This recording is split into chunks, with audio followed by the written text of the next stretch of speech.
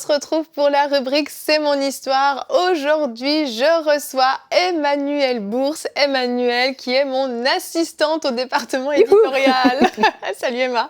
Salut Evelyne. Tu vas bien? Oui, très bien, merci. Merci d'être là. Il y en a qui disent, mais on l'a déjà vu dans Parole de femme. Et oui, tu es déjà venue dans Parole de femme raconter le témoignage de la guérison que tu as eue au niveau de l'endométriose, comment tu as eu un merveilleux petit garçon. Et aujourd'hui, tu viens nous raconter ton cheminement vraiment avec Dieu et comment en fait il est réellement devenu le Seigneur de ta vie, que ça a été vraiment différentes étapes dans ta vie, puis qu'aujourd'hui vraiment il règne pleinement dans ta vie. Amen. Emma, tu es née dans une famille chrétienne, donc tu as entendu parler de Dieu depuis toute petite finalement. Oui, c'est ça, j'ai grandi dans une famille toute jeune chrétienne. Mes parents venaient tout juste de se convertir quand ils m'ont eue. Et donc j'ai grandi comme ça dans l'église. J'allais avec mon père évangéliser quand j'étais toute petite. Vraiment, on était dans une... Voilà, j'ai grandi avec les valeurs du royaume aussi.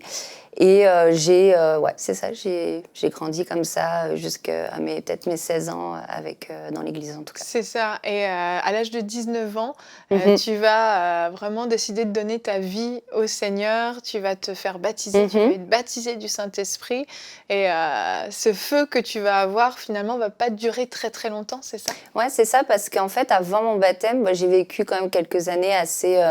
où j'étais dans divers excès, en fait j'étais en quête de profondeur, j'étais en quête vraiment, j'avais une soif de vivre des choses très intenses en fait, et comme j'arrivais pas à les trouver là où je vivais, là où j'étais dans l'église malheureusement, j'ai cherché ça dans le monde, donc pendant quelques années j'ai vraiment été dans le sexe, la drogue, l'alcool, vraiment dans tout divers excès, et jusqu'à ce qu'à mes 19 ans, le Seigneur vient me chercher, et puis là je tombe vraiment à ses pieds.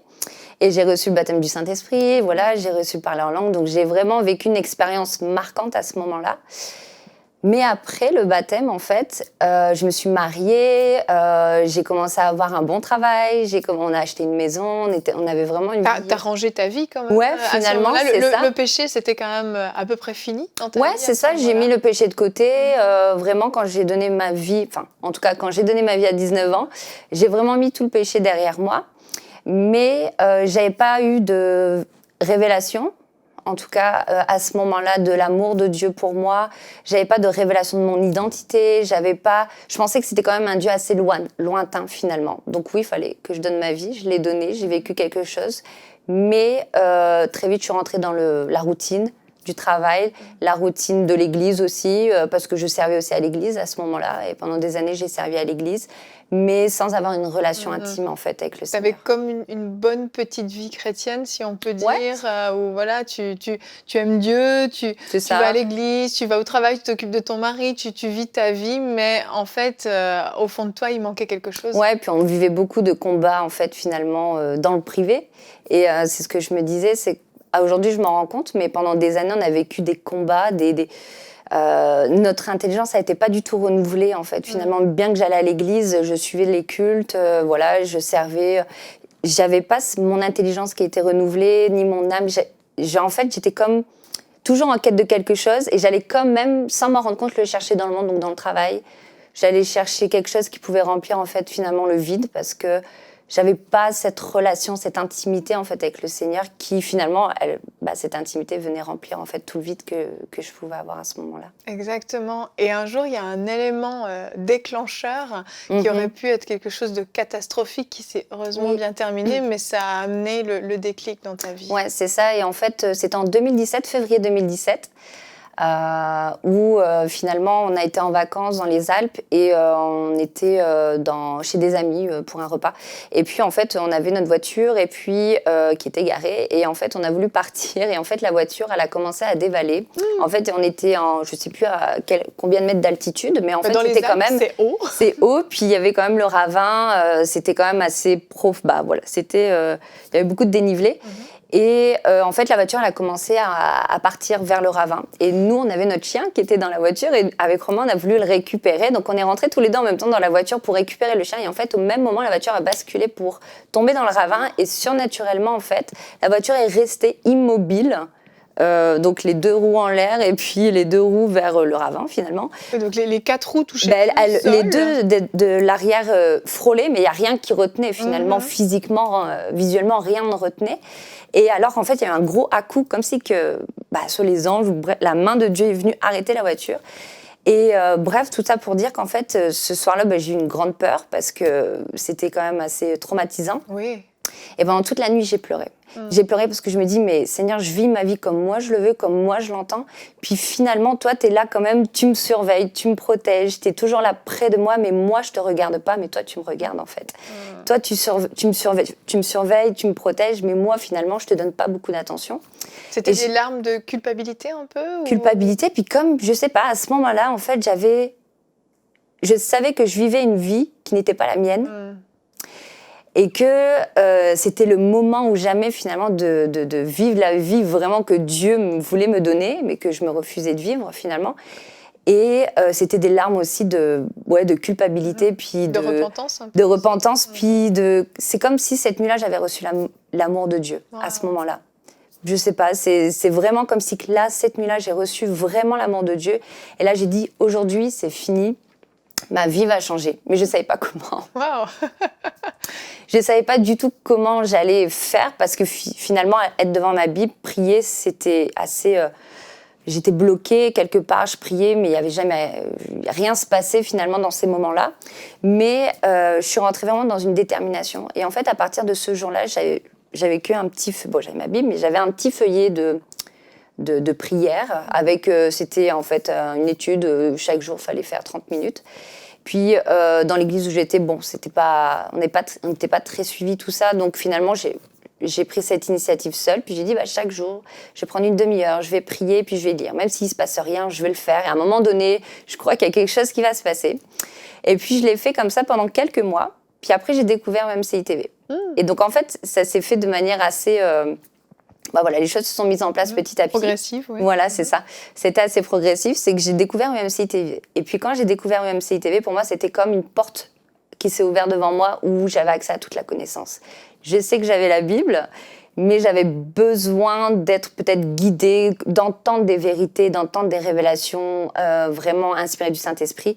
Et c'est à ce moment-là, en fait, que j'ai commencé à rentrer finalement dans mon destin parce que je ne pense pas que le destin se résume à une action, à une tâche à faire ou à un rôle qu'on nous donne. Moi, je pense qu'en fait, le destin, c'est vraiment de choisir Jésus. Et en fait, c'est à partir de ce moment-là où en fait, on vit vraiment notre vie avec le Seigneur, qu'on rentre dans notre destinée. Parce que à ce moment-là, j'ai vraiment eu accès à toute la connaissance. J'ai découvert MCI TV. Et puis ensuite, après, c'était en juillet, donc en février 2017. En juillet 2017, on a reçu l'appel... de quitter la France et de partir au Canada, donc assez rapidement, sans comprendre pourquoi, sans savoir pourquoi. C'était comme une conviction dans votre cœur? Une conviction vraiment forte et qui s'est affermie en fait chaque jour quand je passais du temps avec le Seigneur. Et je me souviens, fin d'année 2017, le Seigneur c'est là que les choses ont commencé en fait à bouger dans mon âme. Je sentais dans mon cœur et dans mon âme les choses en fait changer. Et quand j'étais dans les soirées de travail, finalement, je me sentais tellement... en fait, c'est comme si que mes yeux s'ouvraient. Et tout ce que je pouvais voir, en fait, ça m'horrifiait. Limite, tout ce que je pouvais voir, le péché, etc. Je me disais, mais j'ai rien à faire ici, c'est pas ma place. Et puis, le Seigneur, en fait, m'a demandé de quitter mon travail pour me mettre à part pour lui. Et pendant peut-être un an, un peu plus d'un an, je suis restée, en fait, seule, à la maison. Chez toi en France encore à ce moment-là? Donc j'étais toujours en France parce qu'on avait reçu l'appel, mais c'était pas encore le temps de partir à ce moment-là. Je pensais, moi, en quittant mon travail, que on allait partir avec Romain au Canada assez proche. Heureusement que le Seigneur me l'a pas dit tout de suite. Je sais pas si j'aurais été assez patiente. Mais pendant, en tout cas, un an, je suis restée seule avec le Seigneur. Et c'est là, je pense que tout a changé. Parce que seule avec le Seigneur, j'ai eu des périodes assez difficiles aussi de brisement. Je me vois encore pleurer toute seule à la maison parce que il y avait ma volonté qui voulait prendre le dessus. Je voulais reprendre le travail, mais je savais que le Seigneur me disait de ne pas reprendre le travail. Puis être seule face à soi-même, c'est pas toujours facile. Et c'est là aussi que j'ai eu toute une restauration de mon âme, les blessures qui ont été guéries aussi du passé. J'ai été guérie aussi de mon endométriose dans cette période-là. J'étais guérie, j'avais des migraines chroniques tout le temps, j'avais des migraines, des allergies. J'ai été guérie sans que du jour au lendemain, je me suis rendu compte, je me dis, mais j'ai plus de migraines, mais j'ai plus d'allergies. Et juste en passant du temps dans sa présence. Mais voilà. Et en fait, chaque jour, je passais du temps à méditer sa parole, etc. Puis je me dis, en fait, j'étais juste seule chez moi avec Dieu. Puis je regardais beaucoup MCITV dans cette année-là. C'était vraiment ma nourriture à ce moment-là aussi. Et je me dis, mais il y a tellement de choses qui se sont passées dans cette année. J'ai découvert un tas de choses sur le Seigneur. J'ai vraiment, même sur moi-même, sur mon identité. Et puis, c'est fin d'année 2000, donc c'était en 2000 après 19, où on a... 2018 ? Ouais, début 2019, qu'on a pris l'avion pour venir au Canada.